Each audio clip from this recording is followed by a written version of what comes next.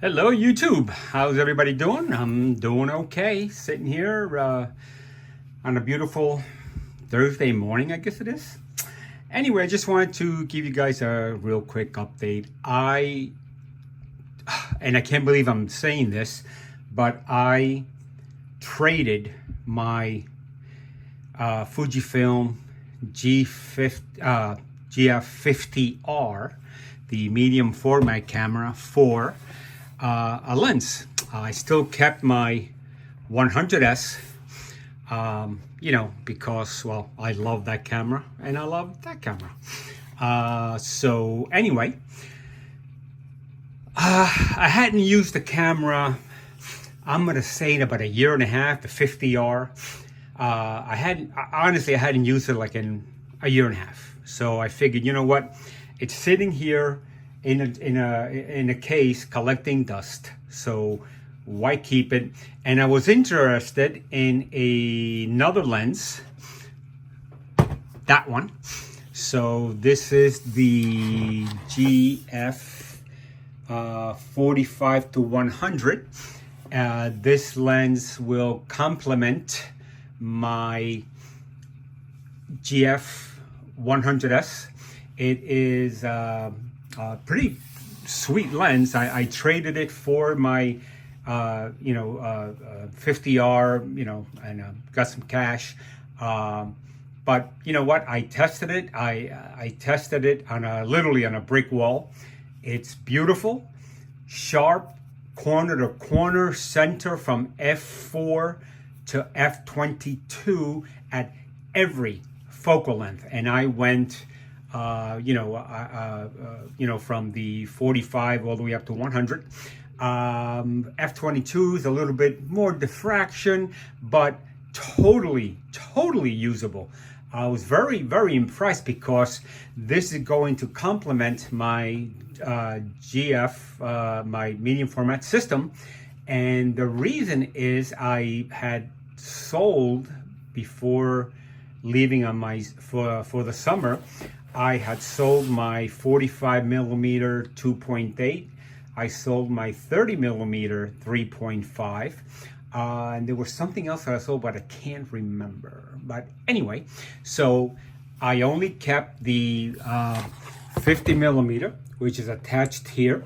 I got this one. I have the, let's see what I have left in here. Bear with me a second.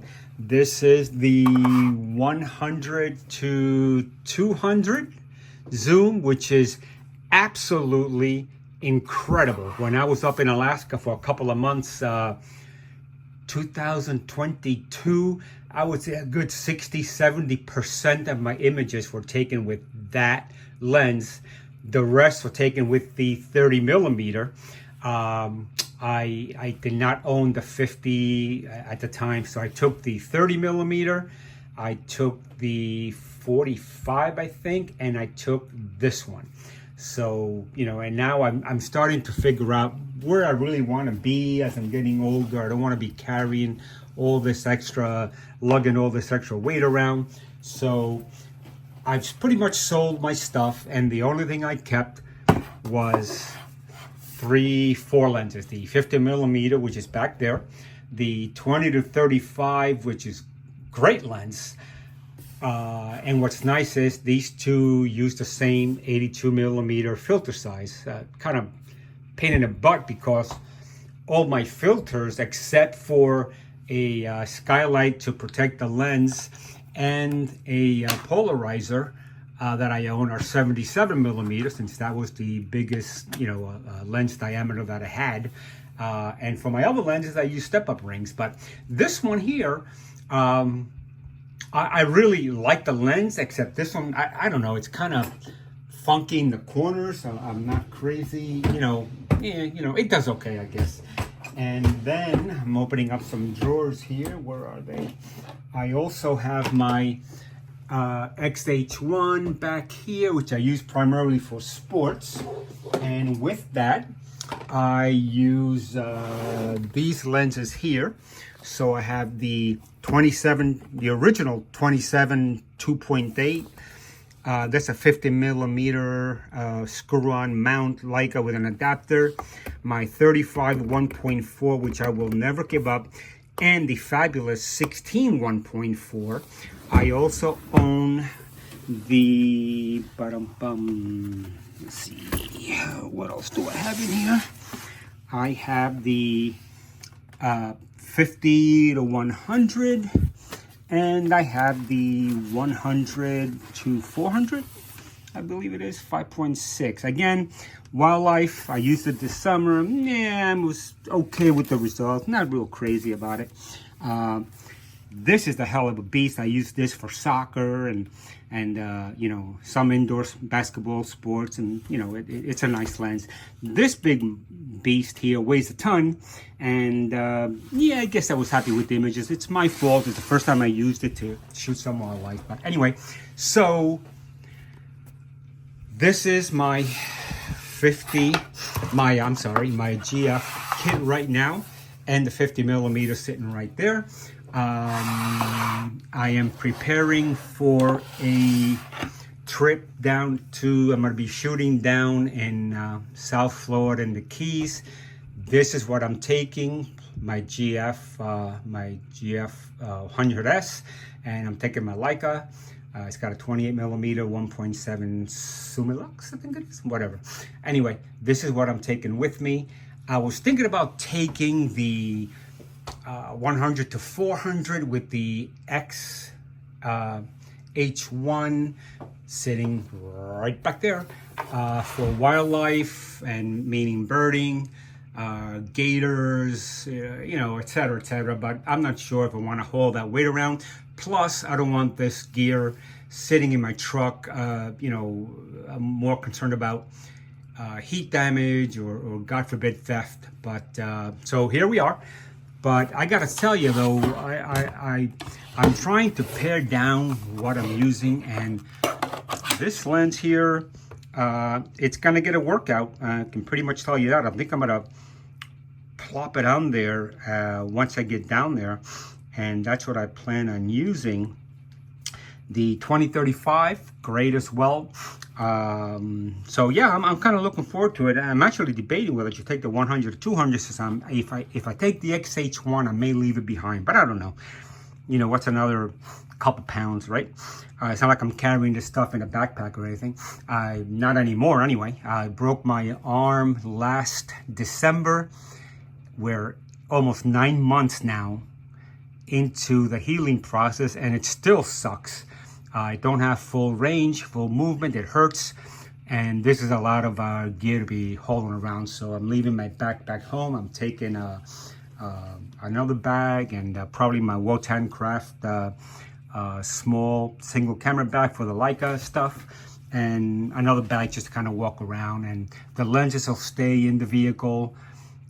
You know, the ones that I'm not going to be using, you know, on a regular basis here. So, but anyway, that's what I got. Though I gotta say, I wasn't gonna buy the 45 to 100 when I saw it advertised. You know what? That's not for me.